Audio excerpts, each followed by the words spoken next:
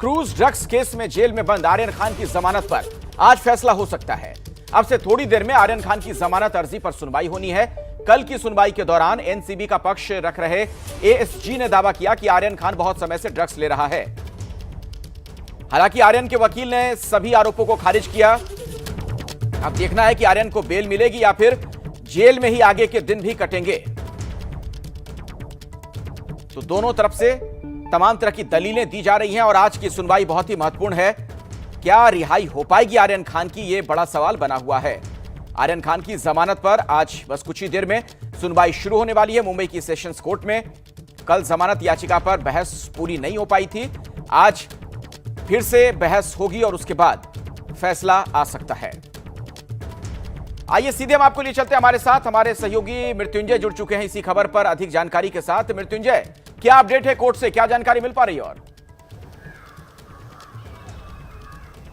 अखिलेश, देखिए आज सुबह से काफ़ी कुछ घटनाक्रम हुआ है। हम बारी बारी से एक एक अपडेट बताते हैं, लेकिन इस वक्त की जो सबसे बड़ी अपडेट यही है कि 12 बजे इस पूरे मामले की सुनवाई होनी थी, जमानत याचिका पर सुनवाई होनी थी, लेकिन सुनवाई अब तक शुरू नहीं हो पाई है।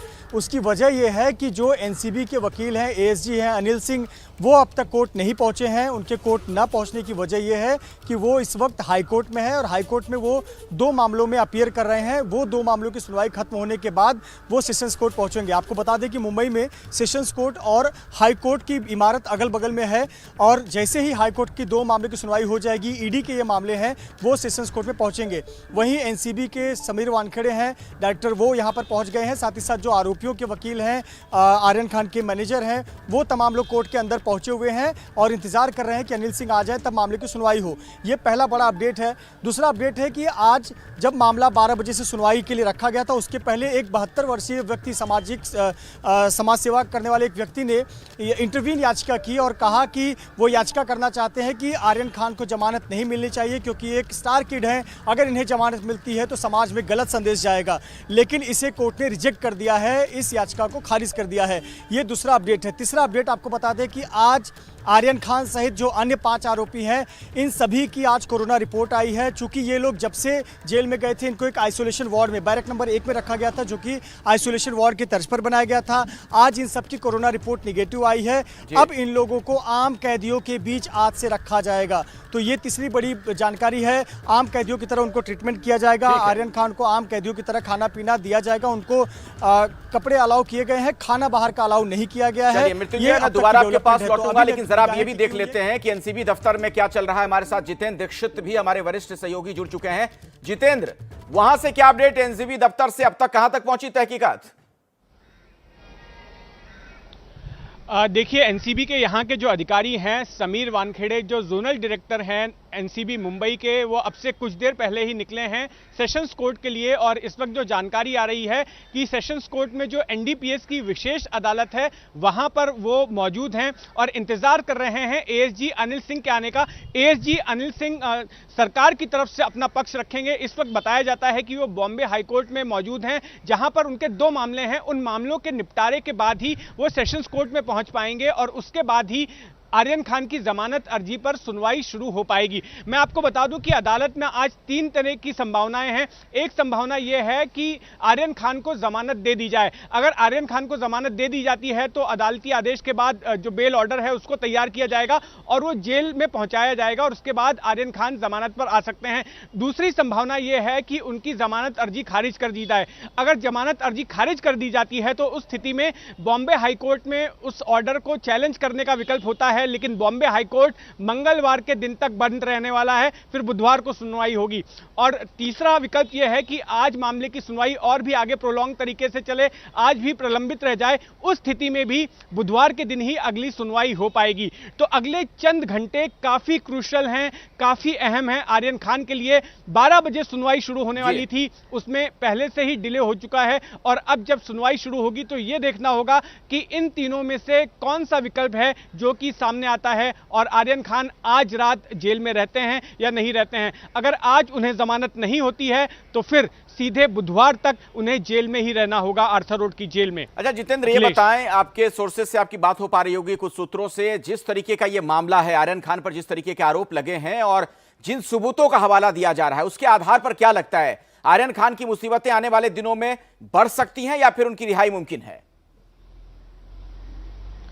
देखिए, जहां तक अगर आर्यन खान की ही बात करें तो आर्यन खान का जो पंचनामा बनाया गया है उसी को आधार बनाकर डिफेंस ने अपनी बात रखी है और उनका कहना है कि आर्यन खान के पास से तो कुछ भी बरामद नहीं हुआ है, 1 ग्राम भी ड्रग्स आर्यन खान से बरामद नहीं हुआ है। लेकिन आर्यन खान के साथ जो अरबाज मर्चेंट थे उनके जूतों से ड्रग्स बरामद किया गया था और इसी आधार पर आर्यन खान को भी एक बड़ी कॉन्स्पिरेसी के हिस्से के तौर पर बुक किया गया है और उनको इस पूरे मामले में आरोपी बनाया गया है, भले ही उनके पास से कुछ ना मिला हो। इसके साथ साथ नारकोटिक्स कंट्रोल ब्यूरो का कहना है कि जो व्हाट्सएप के चैट्स हैं वो चैट्स भी इस बात की ओर संकेत देते हैं कि आर्यन खान जो है पिछले कई सालों से ड्रग्स ले रहे थे और खुद आर्यन खान ने इस एनसीबी के दफ्तर में जब उनसे पूछताछ की गई तो उस पूछताछ में भी उन्होंने कबूल किया कि वो ड्रग्स ले रहे थे। साथ ही पंचनामा बनाए जाते वक्त भी उन्होंने कबूल किया था कि वो ड्रग्स ले रहे थे। तो इस तरह से देखें तो आर्यन खान की मुश्किलें काफी बढ़ी हुई हैं। लेकिन अगर डिफेंस की कंटेंशन को अदालत मानती है और ये कहती है क्योंकि उनके पास कुछ नहीं मिला है, कल डिफेंस ने एक और अहम बात कही कि आर्यन खान जो है पिछले 1 हफ्ते से ऊपर 10 दिन का समय हो गया है, वो सलाखों के पीछे हैं और उनको जो सजा मिलनी चाहिए थी वो मिल गई है। अब इससे ज्यादा उन्हें परेशान ना किया जाए, वो कम उम्र के हैं और इस तरह से दोस्तों के साथ वो एंजॉय करने जा रहे थे और उनके पास से कुछ बरामदगी भी नहीं हुई है। तो इन तमाम बातों को रखते हुए उनको जमानत दे दी जाए। तो अब देखना यह है कि अगर इन दलीलों को अदालत मानती है तो हो सकता है कि आर्यन खान को जमानत मिल जाएगी। लेकिन एक बात स्पष्ट है कि नारकोटिक्स कंट्रोल ब्यूरो इसका काफी विरोध कर रहा है, पुरजोर तरीके से आर्यन खान को जमानत दिए जाने का विरोध कर रहा है। लेकिन एक सवाल है मृत्युंजय, मैं चाहूंगा कि आपके पास जो जानकारी है उसके आधार पर बताएं। अगर यह तर्क दिया जा रहा है पुलिस की तरफ से, जांच एजेंसियों की तरफ से कहा जा रहा है कि एक बड़ी साजिश का वो हिस्सा है, तब तो बार बार यह बात कही जाएगी ना कि कहीं अगर उनकी रिहाई हो गई तो जांच प्रभावित हो सकती है, सबूतों सुरागों के साथ छेड़छाड़ कर सकते हैं। निश्चित तौर पर एनसीबी ने यही दलील रखी हुई है कोर्ट में कि जो व्यक्तित्व आर्यन खान का है, जिस परिवार से आते हैं, जो प्रभावशाली परिवार है, तो ऐसे पर अगर वो बाहर जाते हैं तो सबूतों से छेड़छाड़ संभव है और जो आने वाले समय में एनसीबी को लिंक मिलने वाले हैं वो लिंक वो जो है वो नहीं मिल सकता। ये महत्वपूर्ण बात रखी हुई है। आपको बता दें कि एनसीबी की जो दलील है कि इसे सिर्फ इस तरह से ना देखा जाए कि इंडिविजुअल के तौर पर कि ये आर्यन खान है, बल्कि एक ग्रुप के तौर पर देखा जाए कि ये ग्रुप है जो कि एक प्रकार से एक सिंडिकेट में शामिल है। और सबसे महत्वपूर्ण है कि आर्यन खान का जो व्हाट्सएप चैट है, आपको बता दें अखिलेश कि कोर्ट में बाकायदा व्हाट्सएप चैट को सबमिट किया गया लेकिन उसे पढ़ा नहीं गया। उसके पीछे एनसीबी का तर्क था कि वो अभी इस वक्त पढ़ेंगे तो बातें बाहर आएंगी और इसमें जो आगे वो कुछ काम करने वाले हैं वो चीज़ें नहीं हो सकती।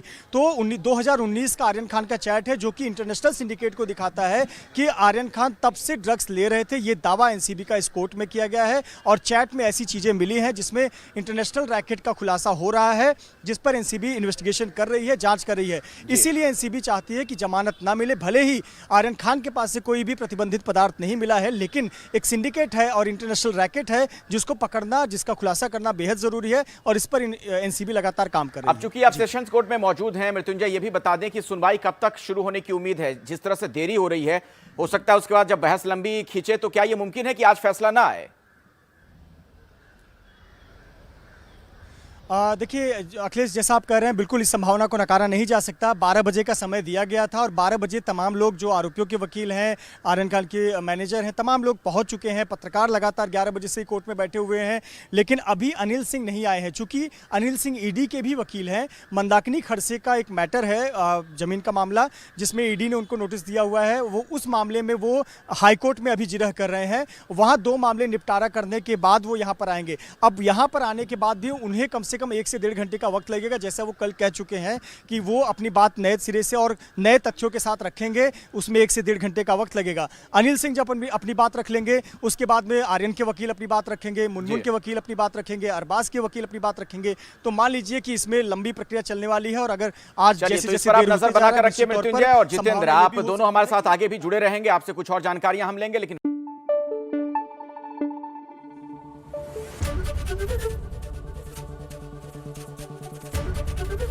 एबीपी न्यूज आपको रखे आगे।